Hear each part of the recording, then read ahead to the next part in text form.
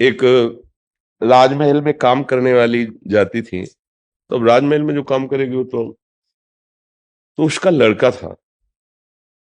वो राजमहल में जाती थी इसलिए उसके लिए रोक टोक नहीं था। तो एक दिन उसने छज्जे पे राजकुमारी अपने बाल सुखा रही थी, उसकी दृष्टि पड़ी। अब राजकुमारी का सौंदर्य, उसकी पोशाक, उसका मन आसक्त हो गया देख के ही। पर सोचा मैं उसका पुत्र हूं जो इस घर में पोछा लगाती काम करती, भला राजकुमारी मुझसे क्या प्यार करेगी। पर अब मैंने ऐसा रूप नहीं देखा, अब मैं जी नहीं सकता। घर वापस हुआ, खाना पीना बंद कर दिया। कई दिन जब भोजन नहीं, उदासी, तो उसकी माँ ने पूछा तुम क्या चाहते हो, कौन सी सी बात है। अगर कोई पीड़ा है तो मैं राज महल में सेवा करती हूँ इसलिए राज वैद्यों को बुला सकती हूँ। महाराज मेरी प्रार्थना सुनेंगे क्योंकि मैं उनकी सेविका हूँ। क्या चाहिए तुझे, क्यों ऐसा करता है। तो उनका तुम माँ हो इसलिए बता रहा हूँ, पर तुम भी नहीं दे सकती। मैं जब आप काम को जा रही थी तो मैं महल गया, राजकुमारी को देखा, मेरा मन आसक्त हो गया। अब मैं उसके बिना जी नहीं सकता और उसको किसी भी तरह प्राप्त नहीं कर सकता, इसलिए मैं मरूंगा। मैं उसके बिना नहीं। एक दृष्टि मन चाहा सौंदर्य देखा तो प्राण न्यौछावर कर दिए, सारे भोग फीके लगने लगे और शरीर का भी प्यार छूटने लगा। मैं शरीर छोड़ूं, देखना प्रेम की महिमा देखो।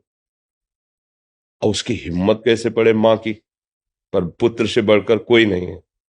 उसने अपनी जान की भी परवाह न करके राजकुमारी से मिलने का समय लिया और गई और कहा कि मैं आपकी चरण सेविका हूं, आपके महल का पोछा लगाती हूँ, साफ करती हूँ।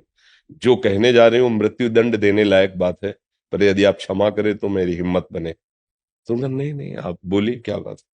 तो उनका बता रही हूँ कि मृत्यु दंड ले आप दे सकती हैं मुझे।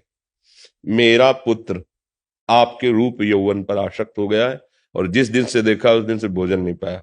कह रहा मैं प्राण त्याग दूं, बस मैं आपसे भीख मांगती हूँ कि मेरे पुत्र को मेरी सामर्थ्य ये कहने की नहीं है कि आप मेरे पुत्र का वरण कर लें, पर मेरी सामर्थ्य कि आप मेरे पुत्र को बचा लीजिए। तो उनका ठीक है, आप भेजो पुत्र को। वो बहुत विवेकवान थी, पुत्र है। तो उनका तुम मेरे इस रूप पे आ सकते हो। कहा जी